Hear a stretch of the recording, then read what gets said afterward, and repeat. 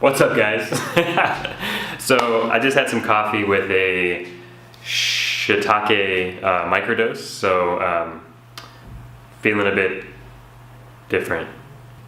So yesterday I read a story from the book Some by James Clear.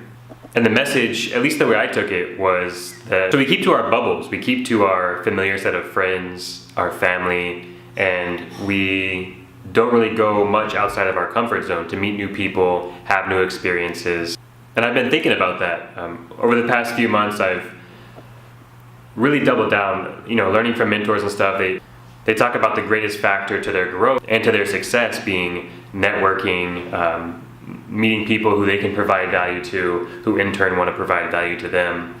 So I'm making it a point to get out of my bubble and go to meetups, go to conferences, try to talk to at least one new person a day.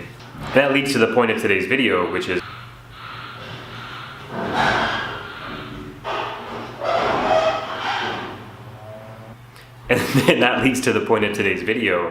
which is being more mindful of these small interactions you have with people. I want to tell a quick story. I still think about this all the time. When I was a kid, we weren't poor, but we didn't have a lot of disposable income, I guess you could say. Or at least not when compared to my friend, this guy Ryan. So my mom was a single mom at the time, working to pay rent, bills, stuff like that. And my friend Ryan, I don't know what his parents did, but we were kids. But I know that for his 16th birthday, he got a brand new Acura. They lived in this huge mansion-like house. They had a pool in the backyard. And he could have been, from the outside looking in, the most spoiled kind of like a trust fund kind of kid. But we had this one experience early on in our friendship, and it really made me see him differently, and I think differently from that point forward. So I forget what the context was, but there was three of us. It was me, Ryan, and this kid, I forget his name, but and I forget the other kid's name, but we would always hang out almost every day and go skateboarding and watch TV and play video games.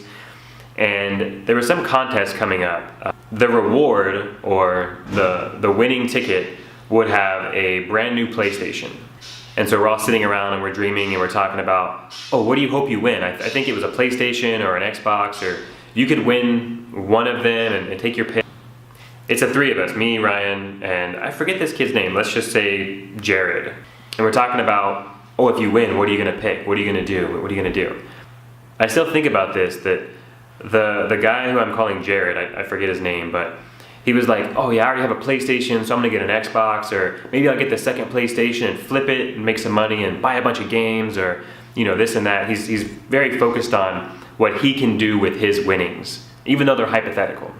And me, I was like, at the time, I probably had a video game system, but maybe it was an older one. I didn't have either one. I didn't have a PlayStation, I didn't have an Xbox. And the conversation goes to Ryan, and we're expecting him to say the same thing. Well, I already have a PlayStation, maybe I'll get the Xbox, then I can play these other games. Or maybe I'll get a second PlayStation and give it to my brother so he can play upstairs. Or maybe I'll trade the PlayStation, and that's what we're all kind of expecting, what we're all thinking is gonna happen. Ryan just casually said, oh, I'll probably give it to Jameson because he doesn't have either of them. And the way he said it, just so nonchalantly, just so there was no thought put into it, that was just the natural answer for him, was to, if he won something, to give it away to someone who had less than him. He wanted to make sure that we all had the latest gear so we could all play together, or so that it's more balanced in our friendship. And I just kind of stopped because I wasn't expecting that. You know what I mean? I forget what happened after that. I forget who won or what happened, but we were just kids, and that thought never even crossed either of our minds. But the way that this guy was raised, or just how he was, his natural instinct was that he wanted to bring all of his friends up to the same level so we could all be on an equal field and hang out and play. And again, this is a wealthy kid. He could have easily been very bratty and very self-centered and very spoiled, but he was the opposite of that. And to him, you could tell the way he said it and the casualness of the conversation, the casualness of the comment was that was just the natural and right thing for him to do. He wasn't saying it looking for a reaction. He wasn't saying it to try and like be, put on this face or something. And that's what made it so powerful. You could tell that it was authentic. And even though I was just a kid, I remember like I stopped and I thought like, wow, like this is a solid dude. Like this is like a really good friend. And we weren't even like super close friends. We hung out, and what's really telling is now, all these years later, I still think about this story. I still think about that time that he wanted to bring his friends up and share what he had because he felt that he was already in abundance. And you can tell how powerful it is because we all hung out the same amount.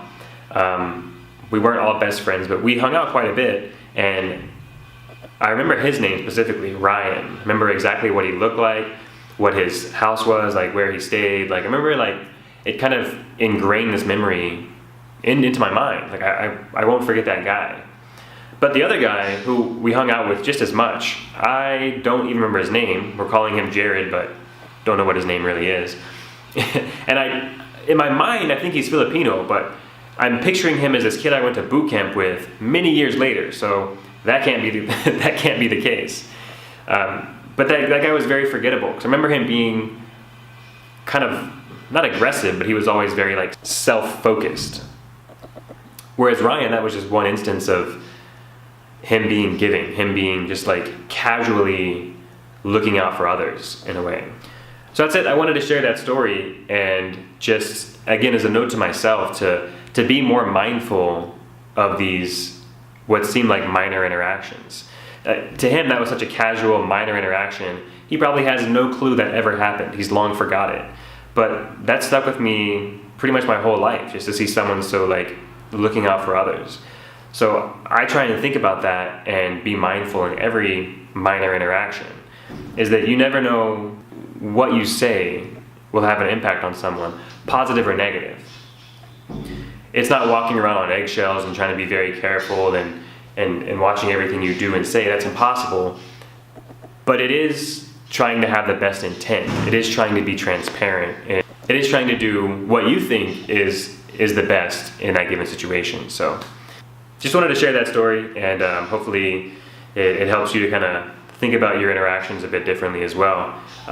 That's it for today. Quick video. I'll see you guys tomorrow.